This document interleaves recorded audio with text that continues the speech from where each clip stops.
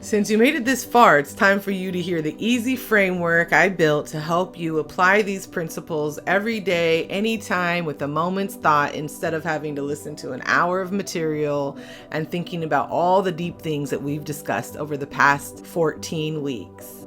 So today, I'm just going to share the framework with you, get my talking head out of the way, and send you off with love, hope, and best wishes for great success in your future. I'm Bridget Hart, coach, business consultant, and blossoming mystic.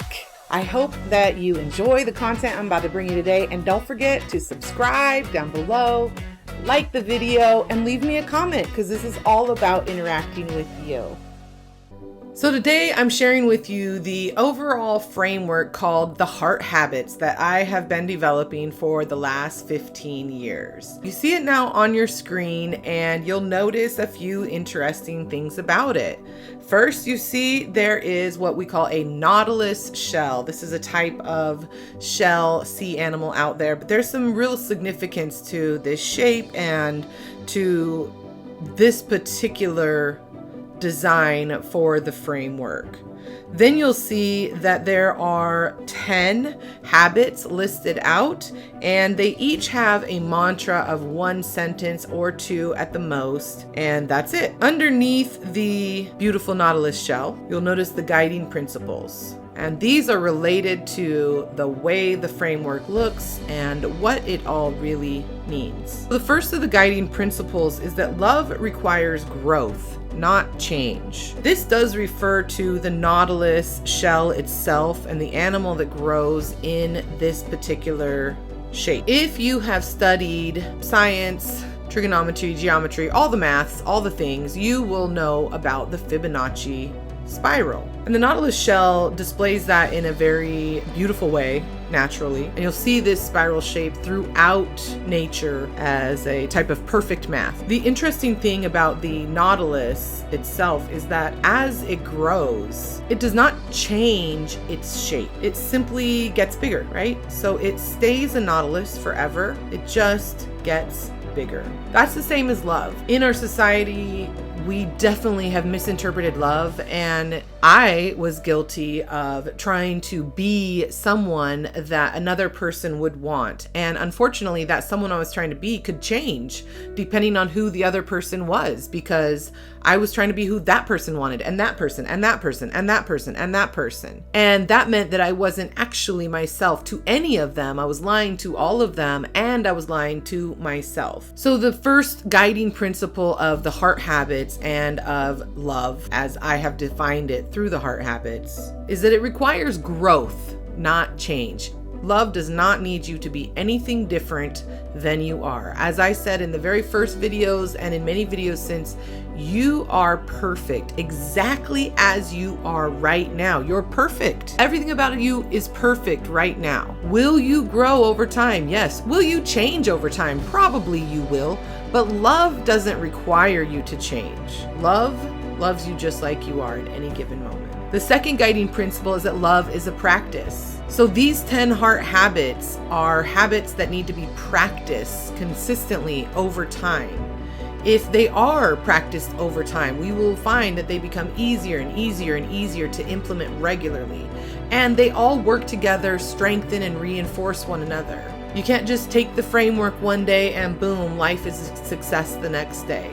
I've been working on it for 15 years. Hopefully it only takes you a year or two of thinking about it and being intentional to see some really massive changes in your life, but that really depends on how intentionally you put these things into practice.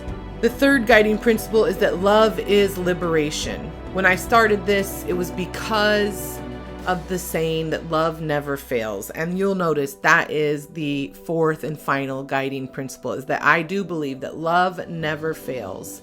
Now, I built the heart habits on a model of love that I understood, and then it grew into one that I'm sharing with you today, because my wish at the very beginning of this process was that I could understand this concept of love from a practical standpoint, from a standpoint of how do I do that? How do I live love? How do I implement that in my life? Because I've been doing what I thought it was, and I I am hopeless and in terrible shape. That's how I was. And I didn't understand why. And so that's why love was the foundation of what I've built. So I really do believe that love is liberation, and that as we apply these principles to our own lives, to our businesses, to our life decisions, to our families and parenting decisions, etc., that we can bring liberation for all of us, right? Because thinking in this way, acting in this way, implementing these habits will cause us to do activities in our spheres of influence that will provide liberation, justice, and space for everybody to exist exactly as they are. Now, that's the big dream, of course, but I mean, who would I be out here making videos for all these weeks if I didn't have a big dream, right? So I will go through quickly and read and explain the placement of each of the heart habits, but I won't dive too deeply into any of them because each of them have already been explained a little further in one of the How to Stop Letting Anxiety and Negative Thinking Ruin Your Life series. So if you're wondering more, reach back into that series. In the written version of this blog, I will certainly include links to the videos that correspond with each principle. The first part to focus in on is the model itself, the Nautilus shape. And you notice that the very first central theme, central word is self. Because if you don't understand, know, love, and respect the vessel that you walk in, you cannot bring your full potential to anything else in this world. No relationship, no job, no business, no parenting role, no nothing. You can't bring your full self if you don't even know who your full self is. So heart habit number 1 is self. I am an exquisite and unique being. Everything flows through me, and I know, love, and respect the vessel I live in. This is key to understand that everything flows through you. When I talked about truth, I talked about the difference between objective truth and subjective truth. But when we really start to think about it, the truth is almost every single thing that we believe to be true is a subjective truth.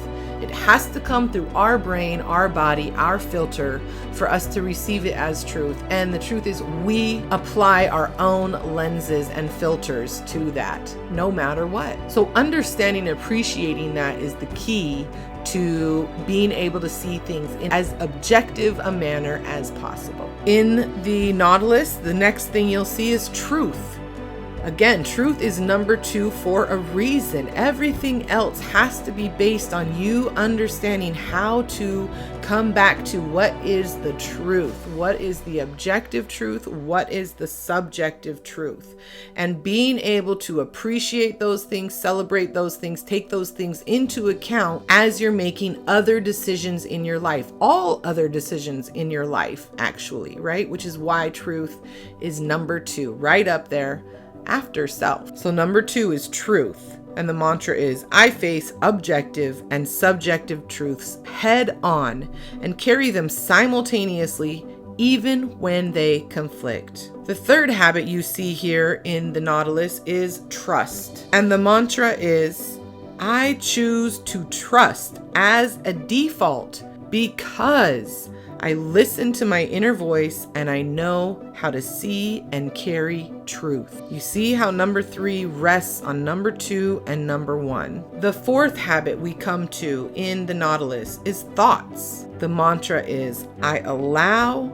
and direct my thoughts to focus on those things that I want to attract more of. It's important to note that I've talked about both allowing and directing. On the one hand, thoughts are in your brain. They are going to happen. And we can't be conscious of 100% of those thoughts because many of those thoughts are related to take a breath and, pump blood and contract this muscle, etc.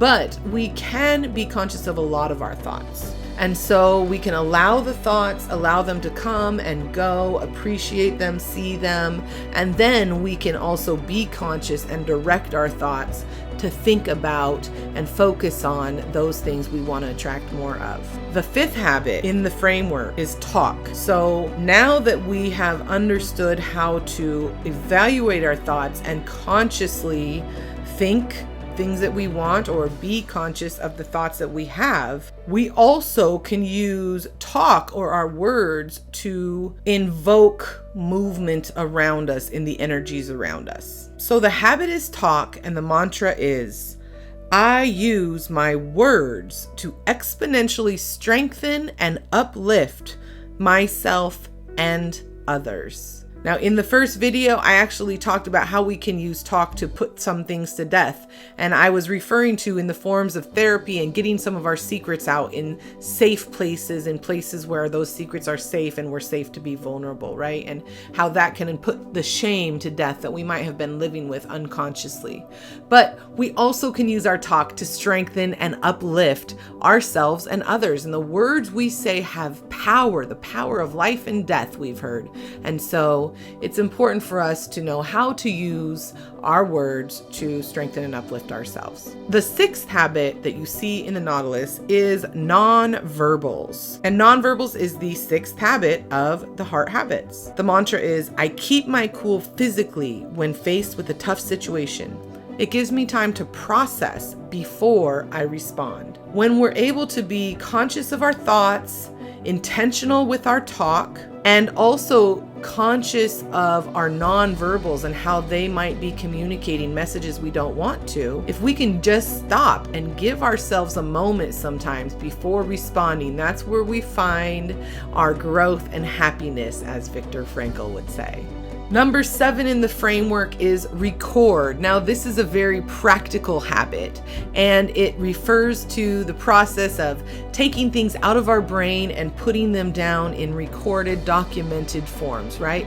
I talked about this could be paint, sculpture, writing, a journal, an exercise log, a calendar, etc. But the point is to get the things out of our body and onto more tangible forms that we can see, because this is how we can create our vision, and we can track our goals, and we can see our progress so that we can celebrate our progress and when we've had success. So the habit is record, and the mantra is, I document the details of my vision and goals, of the markers along the way, and of my progress towards them. The 8th habit is protect. The mantra is, I protect myself and others from my feelings and judgments, and I protect my secrets and theirs from the rest of the world. I will never be flippant in acting as if this is an easy habit to implement. I highly recommend therapy if this is one that you struggle with, because you need to get things out, but they need to be in a safe environment. The 9th habit is endure.